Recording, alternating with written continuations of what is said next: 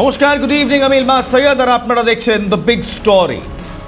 আজ আমরা যে বিষয় নিয়ে আলোচনা করব কিংবা যে সত্যটা সামনে আনব, সেটা ভারতের সার্বভৌমত্বের জন্য গত 50 বছরের মধ্যে এই মুহূর্তে সব থেকে বড় চ্যালেঞ্জ হয়ে দাঁড়াচ্ছে। ভারতের মানচিত্রটা একবার কল্পনা করুন, বলবো ছবিটা সামনে আন। ভারতের মানচিত্রটা বিশাল এক দেশ, কিন্তু আমাদের উত্তর পূর্ব প্রান্তের 7টি রাজ্য, যাকে আমরা 7 সিস্টার্স বলি, সেটি মূলত ভারতের সাথে যুক্ত মাত্র 22 কিলোমিটার চওড়া একটি সরু ভূখণ্ড নিয়ে। এই ভূখণ্ডকে আমরা বলি পশ্চিমবঙ্গের শিলিগুড়ি করিডোর। আবার একেই বলা হয় চিকেনস নেক বা মুরগির গলা, কারণ মুরগির গলার আকারে এই ছোট্ট খণ্ডটা মানচিত্রে এইটাই দেখুন, এটা মুরগির গলার মতো, সেই জন্য এটাকে বলা হয় চিকেনস নেক। আজ যে খবর এসেছে, সেই খবর বলছে এই গলার ওপরেই কিংবা এই চিকেন স্নেকের ওপরে এবার কোপ বসাতে চাইছে চীন এবং তাদের দোসর বাংলাদেশ। এই কাজে চীনের সবথেকে বড় সহযোগী হয়ে দাঁড়াচ্ছে আমাদের প্রতিবেশী দেশ বাংলাদেশ। ভাবুন একবার, যে এলাকাটা ভারতের নিরাপত্তার জন্য সবথেকে সংবেদনশীল, ঠিক তার কোল ঘেঁষে চীনা কূটনীতিকদের নিয়ে ঘুরে বেড়াচ্ছে বাংলাদেশের অন্তর্বর্তী সরকারের প্রতিনিধিরা। কেন? কিসের এই গোপনতা? আজকের এই এপিসোডে আমরা সেই ষড়যন্ত্রের প্রতিটি পরত খুলে দেখাবো, যা এই মুহূর্তে দিল্লি থেকে একেবারে হট ওয়ারে আমরা পাচ্ছি। মোহাম্মদ ইউনূস সাহেব ক্ষমতায় আসার পর থেকেই ভারতের সাথে বাংলাদেশের সম্পর্কের উষ্ণতা একেবারে বরফ শীতল হয়ে গেছে, মানে একেবারে ঠান্ডা হয়ে গিয়েছে। কোনো রকম উষ্ণতা নেই এই দুই দেশের সম্পর্কে। কিন্তু প্রশ্ন সেটা নয়, প্রশ্ন হলো বাংলাদেশের তিস্তা প্রজেক্ট এখন ভারতের নয়, চীনের টেকনিক্যাল বিশেষজ্ঞদের কেন ডেরা মারছে? তিস্তা প্রজেক্টে ভারত এবং বাংলাদেশ থাকবে, সেখানে চীনা টেকনিক্যাল বিশেষজ্ঞরা কেন আসছে? তারা গিয়ে সেই তিস্তা প্রজেক্টের কাছে ডেরাই বা কেন বাঁধছে? চীন কি কেবল বাঁধ বানাতে আসছে, নাকি ভারতের ইস্টার্ন কমান্ডের ওপর নজরদারি করার জন্য ঢাকার মাটিতে ঘাঁটি গাড়ছে? মনে রাখবেন, ভারত কিন্তু আজ আর সেই পুরনো ভারত নেই, সেই ডিফেন্সিভ ভারত নই। আমরা এখন অ্যাটাকিং। দিল্লি এমন এক মাস্টার স্ট্রোক তৈরি করেছে, যা বাংলাদেশকে কার্যত একেবারে ছাড়াই বাছাই করে ফেলেছে ভারতের উত্তর পূর্বাঞ্চলকে সুরক্ষিত রাখার জন্য। বাংলাদেশের দরকার নেই আমাদের উত্তর পূর্বাঞ্চলকে ঠান্ডা রাখার জন্য। এমন এক প্রজেক্ট বাংলাদেশের নাকের ডগায় আমরা করে ফেলেছি, যা বাংলাদেশের ট্রানজিট দাদাগিরিকে চিরতরে শেষ করে দেবে এবং ঢাকার ওপর ভারতের নির্ভরতা একেবারে শূন্যে নামিয়ে আসবে। এই সমস্ত তথ্য আজকের এই এপিসোডে কিংবা এই বিশেষ পর্বে থাকবে, কিন্তু তার আগে মূল ঘটনায় ফিরে চলুন। গত 19শে জানুয়ারি 2026 সোমবার, তারিখটা মনে রাখুন। হঠাৎ করে দেখা গেল বাংলাদেশের জলসম্পদ উপদেষ্টা সৈয়দা রেজওয়ানা হাসান চীনা রাষ্ট্রদূত ইয়াও ওয়েনকে নিয়ে পৌঁছে গেলেন একেবারে রংপুরের তিস্তা প্রজেক্ট এলাকায়। এই এলাকাটা ভারতের শিলিগুড়ি করিডোর থেকে মাত্র কয়েক কিলোমিটার দূরে। বলতেই পারেন কার্যত চিকেন স্নেকের কাছে পৌঁছে গেলেন এই দুজন। ঢাকা বলছে এটা নাকি কেবলই টেকনিক্যাল অ্যাসেসমেন্ট, কিন্তু দিল্লির স্ট্র্যাটেজিক বিশেষজ্ঞরা বলছেন এটা তা নয়। Teesta river comprehensive management and restoration project বা তিস্তা মাস্টার প্ল্যানের আড়ালে চীন আসলে ভারতের সীমান্তের 15 কিলোমিটারের মধ্যে ঢুকে পড়ার ছাড়পত্র পেয়ে গেছে এবং সেই ছাড়পত্র দিচ্ছে বাংলাদেশ। আমাদের কথা নয়, ছবি রয়েছে। জানি আমাদের অনেকেই বাংলাদেশ থেকে দেখেন এবং প্রচুর গালমন্দ করেন, বারবার বলেন আমরা নাকি সব সিনেমার ট্রেলার নাকি ভুয়ো গল্প ছড়াচ্ছি। তাহলে একেবারে আপনাদের বাংলাদেশ থেকে পাওয়া এই ছবিগুলো দেখে বলুন তো, এগুলো ভুয়ো গল্প না কোনো সিনেমার ট্রেলার? এক এক করে ছবিগুলো দেখাও। এই হচ্ছে বাংলাদেশের ছবিগুলো দেখান, এত সময় নেবেন না। হ্যাঁ, তা বাংলাদেশের ভাই বোনদের একটু প্রশ্ন করছি, এই লোকটি হচ্ছে চীনা রাষ্ট্রদূত। এই যে চীনা রাষ্ট্রদূত কোথায় দাঁড়িয়ে আছে? তিস্তা প্রজেক্টের সামনে। কেন? শিলিগুড়ি করিডোর থেকে 15 কিলোমিটারের মাঝখানে দূরত্বে ইয়াও ওয়েং এবং তার সঙ্গে বাংলাদেশের রাষ্ট্রীয় উপদেষ্টা জলসম্পদ উপদেষ্টা সৈয়দা রেজওয়ানা হাসান, তারা কি করছেন একেবারে দেখুন না, ছবিগুলো দেখে তুলে তুলে দেখাচ্ছি। এই দেখুন রিজওয়ানা হাসান এবং তার সঙ্গে ইয়াও ওয়েং চীনা রাষ্ট্রদূত এবং তার সঙ্গে বাংলাদেশের জলসম্পদ উপদেষ্টা। ভারতের প্রতিটি নিউজ রুমে এই মুহূর্তে কিছু ইনভেস্টিগেটরসরা বসে রয়েছেন এবং থ্যাঙ্কস টু ক্যালিব্রেক্স অসিন্ট, ক্যালকাটা নিউজ ক্যালিব্রেক্স অসিন্ট, এই ছবিগুলো আমরা পেয়েছি এবং এগুলো ভেরিফাইড করা হয়েছে। যারা ভাবছেন যে শুধু ছবি দেখিয়ে কী হবে, এই ছবি করে একটু পরেই নাচতে শুরু করবেন, আমাদের কমেন্ট বক্সে পুরো ভরিয়ে দেবেন, তাদের বলি এই সৈয়দা রিজওয়ানা, যিনি বাংলাদেশের জলসম্পদ উপদেষ্টা অন্তর্বর্তী সরকারের, তার বক্তব্যও পেয়েছি আমরা। একেবারে চীনা রাষ্ট্রদূত ইয়াও ওয়েংকে পাশে নিয়ে দাঁড়িয়ে তিনি ভারতের থেকে 15 কিলোমিটার দূরে, শিলিগুড়ি করিডোর থেকে 15 কিলোমিটার দূরে দাঁড়িয়ে একাধিক বক্তব্য রাখছেন। শুনবেন সেই বক্তব্য। দেখুন, বাংলাদেশের জলসম্পদ উপদেষ্টা চীনা রাষ্ট্রদূত ইয়াও ওয়েংকে পাশে নিয়ে কি বলছেন, শুনুন। চীন দেশের সাথে বাংলাদেশের সম্পর্কটা বন্ধুত্বপূর্ণ। বাংলাদেশের পররাষ্ট্রনীতির মূলটাই হচ্ছে যে সকলের সাথে বন্ধুত্ব। চীন যেহেতু আমাদের খুব দূরবর্তী প্রতিবেশী না, সেজন্য চীনের সাথেও আমাদের সম্পর্কটা ঘনিষ্ঠ। আর চীনের সাথেও কিন্তু আমরা নদী শেয়ার করি। হ্যাঁ, তিস্তা প্রকল্পের ক্ষেত্রেও তারা এগিয়ে এসছে, কাজে তাদের প্রতি আমাদের একটা বিশেষ কৃতজ্ঞতা তো আমরা অবশ্যই জানাতে পারি। প্রকল্পটা করার ব্যাপারে চীন সরকার, বাংলাদেশ সরকার উভয়ই প্রতিশ্রুতিবদ্ধ বলেই আমরা দুজন আবার আপনাদের কাছে এসেছি। হ্যাঁ, এবং এই কথাগুলো আবার বলতে এসেছি যে এই প্রকল্পটা হবে এবং এইটার সপক্ষে রাজনৈতিক দলগুলোকেও আপনারা দেখেছেন, নির্বাচনে যারা যাচ্ছেন তারা বলেছেন যে তাদের রাজনৈতিক যে ম্যানিফেস্টো এটা তাদের পার্ট। আমাদের কথা নয়, একেবারে বাংলাদেশের এই উপদেষ্টার কথা যে চীনের সাথে প্রকল্প হবে, চুক্তি ফুক্তি সই করা হয়ে গেছে এবং তারা একেবারে ভারতের শিলিগুড়ি করিডোরের 15 কিলোমিটারের মধ্যে পৌঁছে গিয়ে সেখানে ঘুরে দেখছেন। আমরা এটাও জানি চীনা রাষ্ট্রদূতরা আদতে কিন্তু চীনা স্পাই, চীনা এজেন্ট। তারা এই জায়গাতে ভারতের চিকেন স্নেকের কাছে জমি খুঁজছে নিজেদের বেস বানাবার জন্য। বাংলাদেশ যদি এই জমি দেয় তাহলে ভারতের থেকে খারাপ শত্রু তারা আর দেখবে।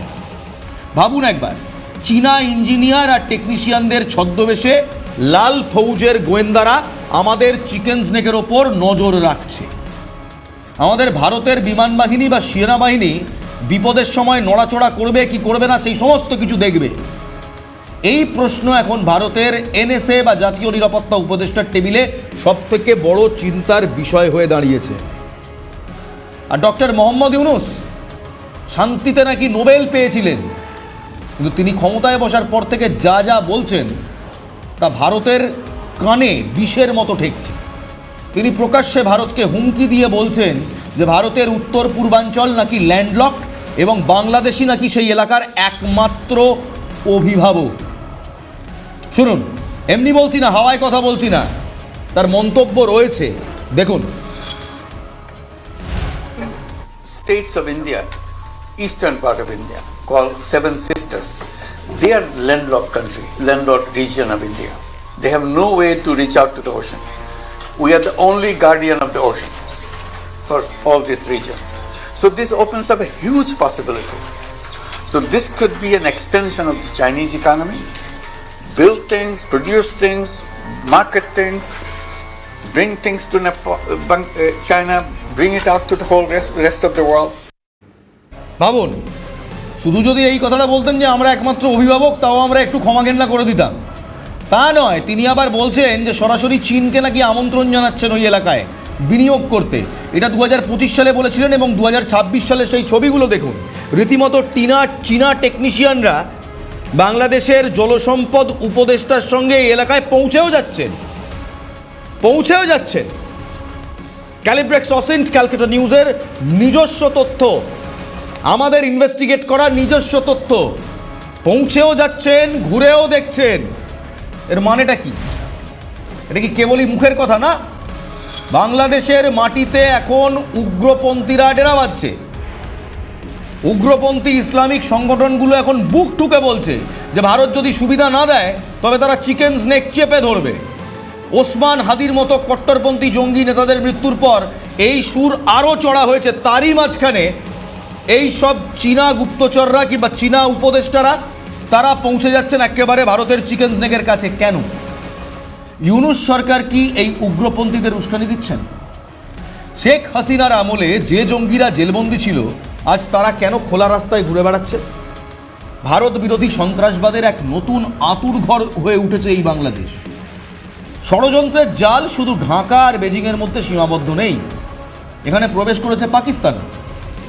দীর্ঘ 5 দশক পর পাকিস্তানের নৌবাহিনীর জাহাজ এসে ভিড়ছে বাংলাদেশের বন্দরে। বাংলাদেশের সামরিক কর্মকর্তারা রাওয়ালপিন্ডিতে গিয়ে পাকিস্তানি জেনারেলদের সঙ্গে বৈঠক করছে।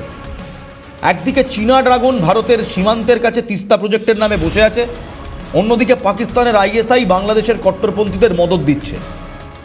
আর স্ট্র্যাটেজিস্টরা বলছেন এনসার্কেলমেন্ট বা চারপাশ দিয়ে ভারতকে ঘিরে ফেলার চেষ্টা করছে বাংলাদেশ। তিস্তা নদীর ড্রেজিং করার নামে চীন সেখানে এমন পরিকাঠামো বানাতে চাইছে যা ভবিষ্যতে চীনা ড্রাগনের সামরিক চলাচলের পথ সহজ করে দেবে। এই ত্রিভুজ কি ভারতের ম্যাপ থেকে 7টি রাজ্যকে বিচ্ছিন্ন করার জন্য বাংলাদেশের ব্লুপ্রিন্ট? কিন্তু শুনুন, ভারত হাত গুটিয়ে বসে আছে এমনটা ভাবলে চলবে না। মোদী সরকার তার ঘুঁটি সাজাতে শুরু করে দিয়েছে অনেক আগে থেকেই। এরকম কিছু একটা আমরা আঁচ করতে পেরেছিলাম যে চীনকে নিয়ে শিলিগুড়ি করিডোরের কাছে বাংলাদেশ ঠিক পৌঁছে যাবে, এবং পৌঁছেও গিয়েছে। ছবিগুলো দেখান। চিকেন স্নেক বা শিলিগুড়ি করিডোর এখন ভারতের অ্যাক্টিভ স্ট্র্যাটেজিক প্রেসার পয়েন্ট হিসেবে ঘোষণা করা হয়েছে। আমাদের ইস্টার্ন কমান্ডের প্রধান জেনারেল আর.সি. তিওয়ারি নিজে ফরওয়ার্ড এলাকাগুলো পরিদর্শন করেছেন। আপনাদের জানিয়ে রাখি, ভারত সরকার বিহারের কিষানগঞ্জ, আসামের বামুনিগাঁও এবং পশ্চিমবঙ্গের চোপড়াতে 3টি বিশাল সেনাঘাঁটি বা আর্মি বেস তৈরি করেছে। মিজোরামে 4র্থ বেস তৈরির কাজ শুরু হয়ে গিয়েছে। উদ্দেশ্য খুব পরিষ্কার, যদি বাংলাদেশ বা চীন কোনো রকমের দুঃসাহস দেখায় তবে সেকেন্ডের মধ্যে ভারতীয় সেনা তাদের গুঁড়িয়ে দেবে। আমরা শুধু আত্মরক্ষার কথা ভাবছি না, আমরা ভাবছি ভারতের বিকল্প লাইফলাইন নিয়ে।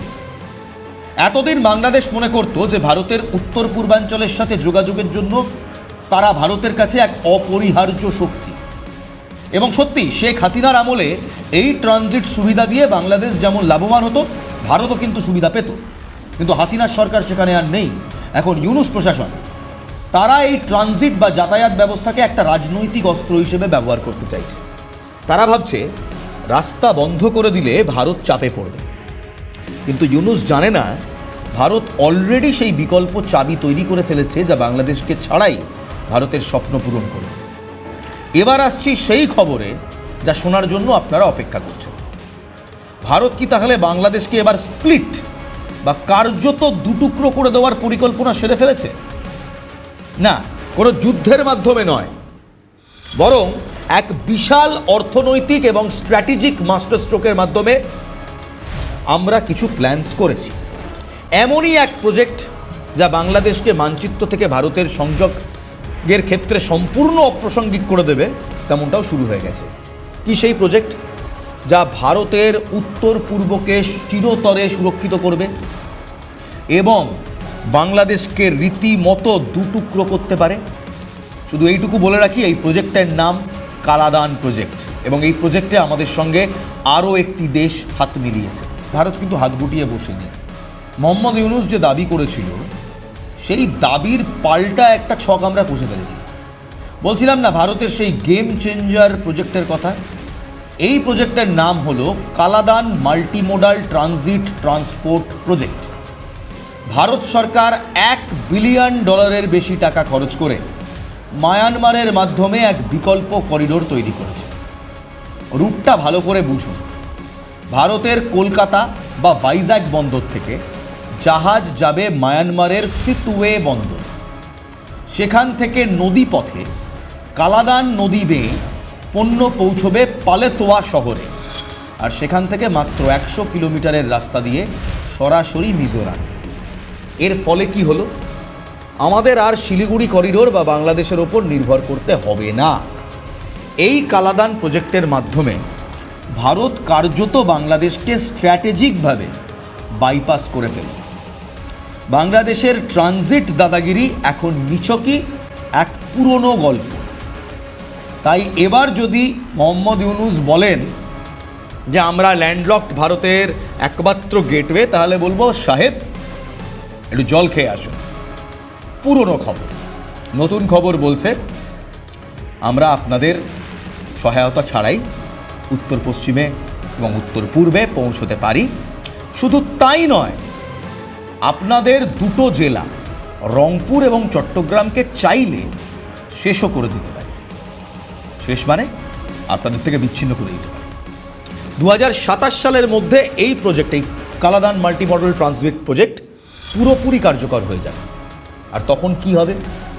ভারত আর বাংলাদেশে ট্রানজিট ফি দেবেন। ভারতের পণ্য পরিবহনের সময় এবং খরচ প্রায় 30 থেকে 50% কমে যাবে। মায়ানমার হয়ে ভারত এখন সরাসরি দক্ষিণ পূর্ব এশিয়ার বাজারে ঢুকে পড়বে। আর বাংলাদেশের কি হবে?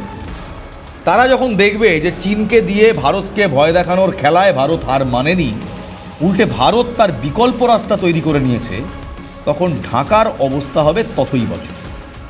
ভারত এখন আর কারোর ওপর নির্ভরশীল নয়।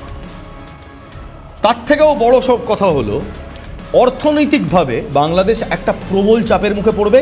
কারণ যে পণ্যবাহী ফি কিংবা ট্রানজিট ফি এতদিন ভারত দিত, তার 1 পয়সাও আর বাংলাদেশ পাবে না। এমনি তাদের অর্থনীতি ঢুকছে। কালাদান প্রজেক্ট চালু হলে ওই ট্রানজিট ফি বাবদ যে কোটি কোটি টাকা বাংলাদেশ পেত, সেটা চিরতরে বন্ধ হয়ে যাবে। ইউনূস প্রশাসন যদি ভাবে চীনের প্রজেক্ট দিয়ে কিংবা চীনকে আমন্ত্রণ করে এনে ভারতের গলা টিপে ধরবেন, তবে তারা হয়তো ভুলে গেছেন যে ভারতের হাতে এখন মায়ানমারের সেই চাবি আছে যা দিয়ে ভারত পুরো অঞ্চলের সমীকরণ একেবারে বদলে দিয়েছে। এখনও কয়েকটা কথা বলি। বাংলাদেশ চীনের সঙ্গে ভালো সম্পর্ক রাখে, আমরা জানি।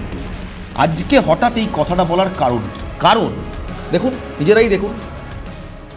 একেবারে শিলিগুড়ি করিডোরের কাছে চীনা রাষ্ট্রদূত এবং বাংলাদেশের জলসম্পদ উপদেষ্টা পৌঁছে যাচ্ছেন। দেখুন, বাংলাদেশ চায়না রিলেশন একেবারে প্রমাণিত। এটা আমাদের ক্যালকাটা নিউজ ক্যালিব্রেক্স অসেন্টের ইনভেস্টিগেশন এবং সেখান থেকে পাওয়া ছবি।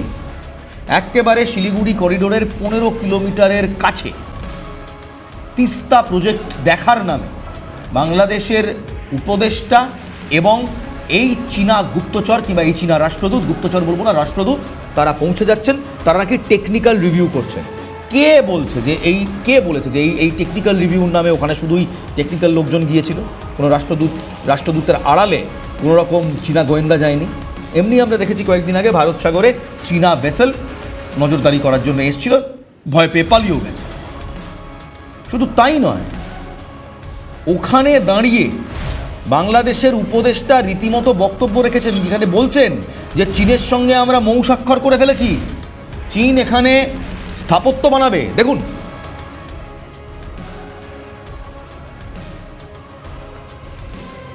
দেশের সাথে বাংলাদেশের সম্পর্কটা বন্ধুত্বপূর্ণ। বাংলাদেশের পররাষ্ট্রনীতির মূলটাই হচ্ছে যে সকলের সাথে বন্ধুত্ব। চীন যেহেতু আমাদের খুব দূরবর্তী প্রতিবেশী না, সেজন্য চীনের সাথেও আমাদের সম্পর্কটা ঘনিষ্ঠ।